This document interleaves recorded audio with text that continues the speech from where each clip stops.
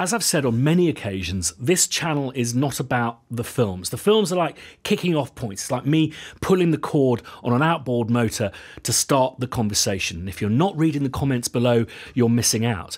We got one today in response to my film, What Equipment Do You Need to Write Music for Film, TV and Games?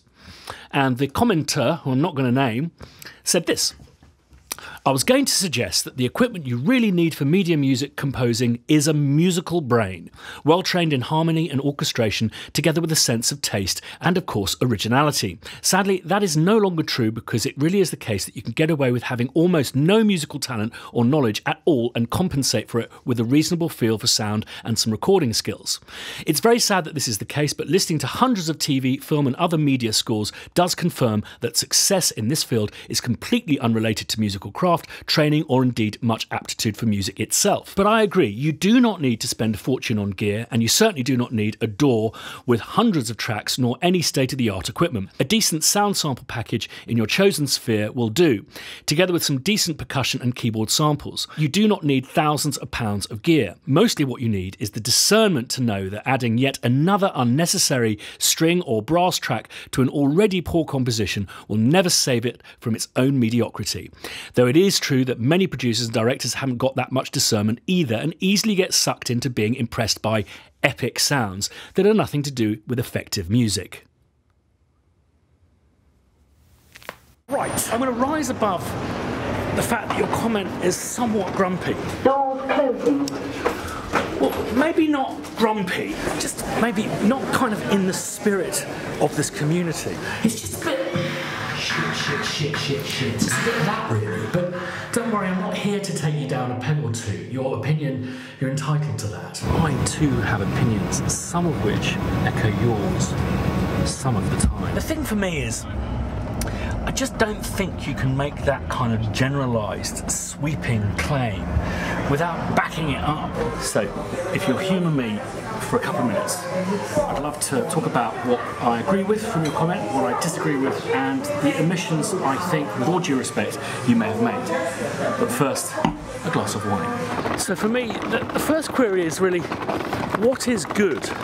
Do you really have the right to make that judgment, that call? Wasn't it John Cage who said that the definition of music is noise that's been organised? And as a scholar of music, do you think it's wise to kind of dismiss music that is contemporary, where history has shown us time and time again that, you know, give it 10 years, 20 years, we may feel differently about it. You know, 1914, Rite of Spring, that premiere didn't go very well. Vermont Counterpoint, Steve Reich, people were banging on the stage, begging them to stop. We look back on those pieces now and go, yeah, they were valid. And then there's just simply that question of taste. I can't stand Boulez, and I think Philip Glass is a bit shit. I know that's going to be controversial, but I even saw a film of John Adams saying that all of kind of atonal music was bollocks. Love a bit of Beethoven, me. Mozart. So what in your mind justifies good? Does everything have to be as good as Mozart, or is there kind of an interim level, you know, good enough for media music? I always think it's like judging a city's architecture based on the bridges that span the motorway as you come out of the airport. They are fundamentally kind of successful as bridges. As architectural kind of pieces, maybe not so much. Where is the line? You know, if it's a motion picture, does it have to be Mozart? But daytime TV, it can be a little bit more shit. You can probably tell I'm coming completely unstuck here. And I think this is the problem with sweeping statements. By saying everything or most stuff is bad, you're implying that most stuff should be good. Should it be brilliant? How brilliant? Or can it just be kind of mediocre? And what is your definition of mediocre? For me, it's like looking up at a rainbow and going, yeah, I like the blue, I like the red, but the purple can go fuck itself. And I just think, well, what makes a rainbow special is all of those colours, even if some of them are colours that you wouldn't paint your bedroom with. So maybe if we reset, maybe it should be about, as you mentioned, ability. You see, then it gets difficult again, because is ability your natural kind of talent? I, for example, come from a musical family. Both my parents were musical in their own ways. My grandfather was a music hall comedy star, and both my brothers are, well, two of my three brothers are massively successful composers. So I guess I have the musical genes. So is it about genes? Well, that's a difficult area, isn't it, for us? So maybe it's about the study, the amount of work we put into our study, which basically means I'm out of the picture totally. Okay, so maybe it's just about people who write music for film, TV and computer games should be qualified. There should be a qualification. If so, what is that? Is it a kind of a certificate? And if so, where is that certificate from? Does it have to be a particular... You know, it just doesn't work, does it? I mean, you don't go to Berkeley if you want to be a master at gamelan. And there's nothing to say that you can't write gamelan music for TV, film and computer games. I don't know, maybe is it about the technology? No, it's not about that, is it? I don't know, maybe in order to write music for an orchestra, you need to be qualified, which is a shame, because it kind of validates one area of enterprise in music and invalidates, you know, non-orchestral. So maybe it's like you need to be qualified to a certain degree, maybe a little bit with orchestral. You need to have a certain gene set, you know, come from a musical family to prove that you have that kind of musicality. This is proving a little bit more difficult than I'd anticipated, because all of this, everything I'm saying, is of course bollocks. It's problematic because, you know, no matter how qualified you are, we have to accept that some surgeons, some airline pilots are not as good as others. Believe you me, the number of flights I take and the heavy landings I get from time to time, you get that sense. So maybe we should change tack again. Maybe it should just be the output is recognisably brilliant, based on your human intuition that that is just great. But then, you know, you look at the kind of, I don't know, the output of Paul McCartney. Is the Frog song as valid as Hey Jude? And therefore, I don't know, and if it isn't, do we kind of simply invalidate it? He shouldn't have written it. It's not, I don't know, valid.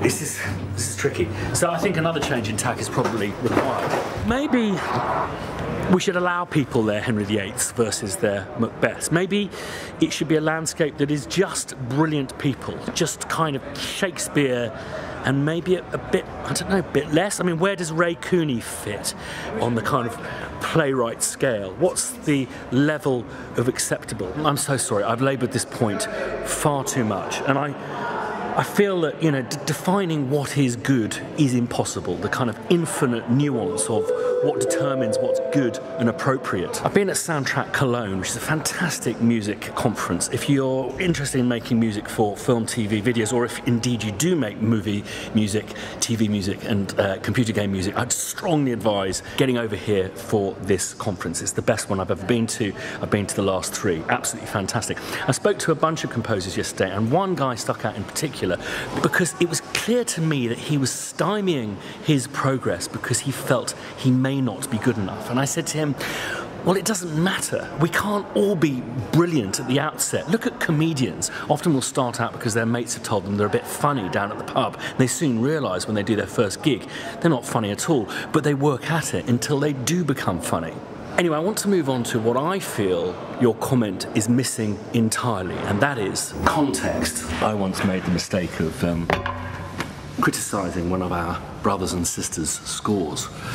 There's a few of us around a table, and someone actually knew the person who'd done the score, and they said, but Christian, I don't think you're aware that that guy who wrote that score, his youngest kid died whilst he was doing it.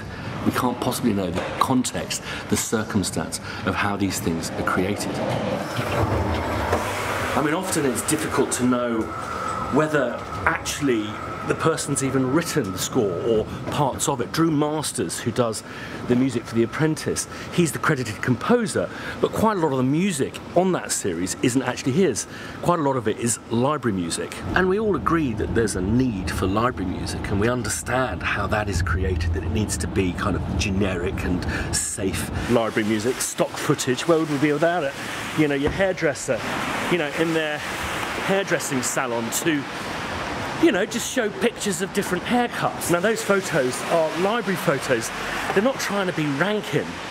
In fact, some of the music on Drew's show, The Apprentice, is library music that's written by Prokofiev. But as I said, even if they did write the score, there's just no possible way of knowing the context, the circumstance of the working conditions. You know, was the director a total nightmare to work with? Was it being written by committee? Was she or he having to copy the facts? Were they called in last minute as the cavalry to do it in 2 weeks? Did they have piss all money to work with? Did the director and producer just want it to be a bit, you know, meh?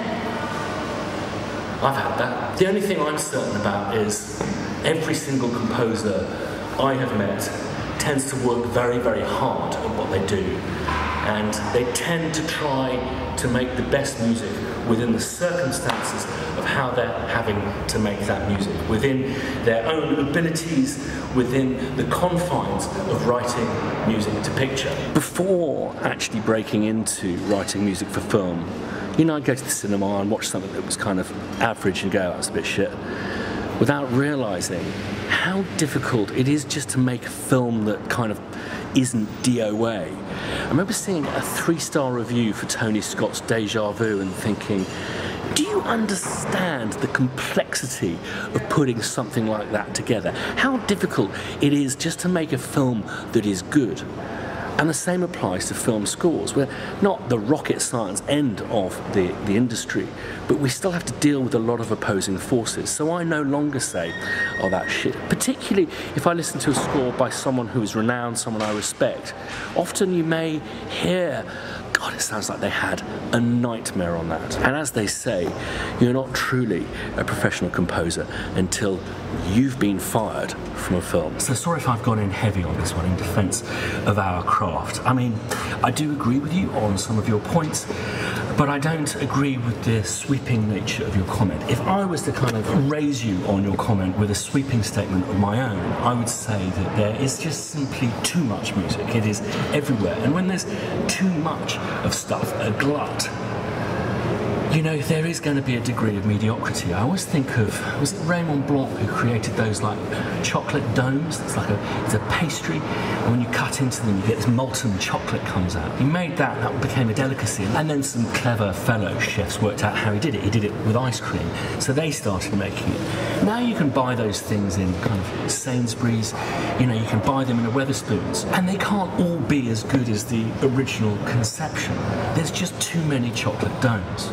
Anyway, going off on one. As I say, it's very difficult to judge these things until you've been in the trenches, in my defence of our craft.